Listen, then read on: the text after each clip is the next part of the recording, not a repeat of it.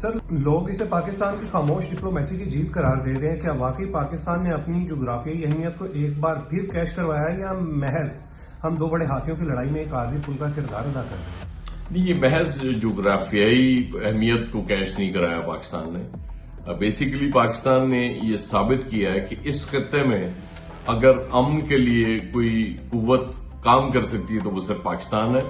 اس کی وجہ یہ کہ انڈیا کو سمجھا جاتا تھا پلیئر سب سے بڑا اس خطے کا، لیکن 10 مئی کے واقعات کے بعد جب ہم نے انڈیا کے ساتھ جنگ کے بعد حالات تبدیل ہو گئے اور اب پاکستان سب سے بڑا پلیئر ہے. اور آپ پتہ ہی ہے کہ ٹرمپ کتنی بار تعریف کرتے ہیں، آج پھر تعریف کی انہوں نے فیلڈ مارشل اور پرائم منسٹر کی. تو پاکستان ریلائبل ایک پارٹنر کے طور پہ سامنے آیا کہ جس پہ آپ اعتماد کر سکتے ہیں اور وہ آپ کو دھوکہ نہیں دیتا. سر جے ڈی وینس کا تہران کے لیے پسندیدہ ہونا کیا وائٹ ہاؤس کے اندر کسی نئی کھینچا تانی کا سبب نہیں بنے گا؟ کیا ایک نائب صدر مارکو روبیو جیسے سخت گیر وزیر خارجہ کی موجودگی میں کوئی گرینڈ ڈیل فائنل کروا سکتا ہے؟ دیکھیں، ٹرمپ کی فرسٹ چوائس نہیں تھے جے ڈی وینس.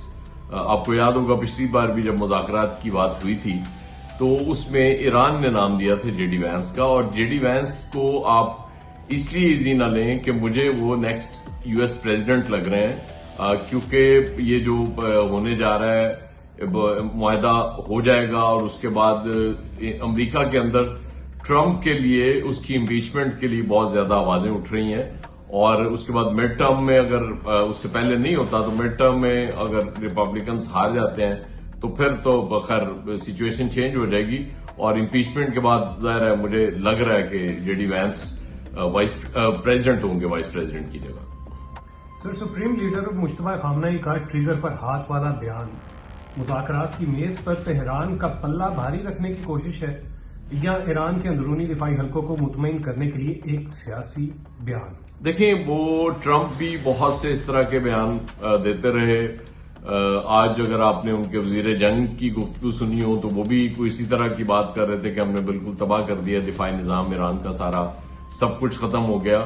تو اسی طرح مشتبہ خامنہئی بھی ظاہر ہے اپنی لوگوں کو مطمئن کرنے کے لیے انہوں نے بات کی تھی. کیونکہ ایک چیز تو طے ہے کہ یہ اس میں اتنی بڑی پاور نے ایران کو جھکانے میں ناکام رہی، ایران کھڑا رہا اور بالکل اس میں یہ بات تو بنتی ہے مشتبہ خامنہئی کے حوالے سے.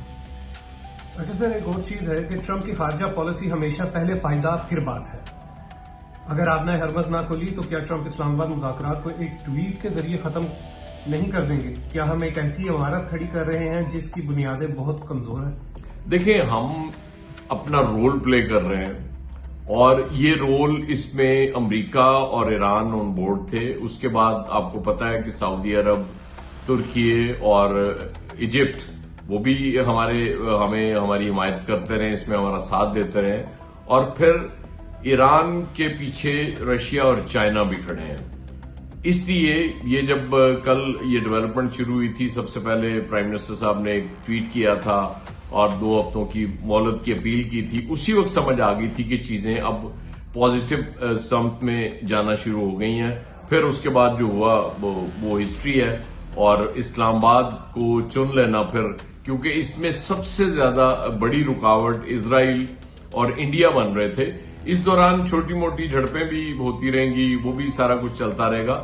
لیکن مجھے لگتا ہے کہ یہ جو پاکستان نے کیا ہے، جو ایفرٹ کی ہے، یہ کنکریٹ ایفرٹ ہے، یہ عارضی نہیں ہے. سر آخری سوال، کیا پاکستان اس میزبانی کے بدلے واشنگٹن سے کوئی معاشی قیمت وصول کر پائے گا یا ہم صرف امن کے سفیر کا تمغہ سجا کر خوش ہو جائیں گے جبکہ ہماری اپنی معیشت وینٹیلیٹر پر ہے؟ دیکھیں، ہماری معیشت کو اس سے اگر کوئی ہم فائدہ لے سکتے ہیں، ظاہر ہے ہم پیسے تو نہیں مانگیں گے امریکہ سے کہ جی ہمیں اتنے ارب ڈالر دے دو. وہ یہ ہے کہ ایران پہ سینکشنز جب اٹھیں گی، سینکشنز کم ہوں گی اور ایران سے ہم تیل لے سکیں گے، ایران سے ٹریڈ کر سکیں گے. اسپیشلی جب تیل ایران سے آئے گا تو ہماری معیشت پہ بہت بڑا بوجھ کم ہو جائے گا، کیونکہ سب سے بڑا ہمارا امپورٹ بل بنتا ہی آئل کا ہے. اور آئل اگر ہمیں سستا ملنا شروع ہو جائے تو آٹومیٹکلی ہماری معیشت بہتری کی طرف چل پڑے گی. اس لیے مجھے نہیں لگتا کہ ہمارے پالیسی میکرز کے ذہن میں کوئی ایسی چیز ہوگی کہ ہم نے کسی سے کچھ مانگنا ہے، اور مانگنا بھی نہیں چاہیے. ہمیں خود انحصاری کی طرف جانا چاہیے اور یہ ایک تیل بہت بڑا یہ اس میں گیم چینجر ثابت ہو سکتا ہے.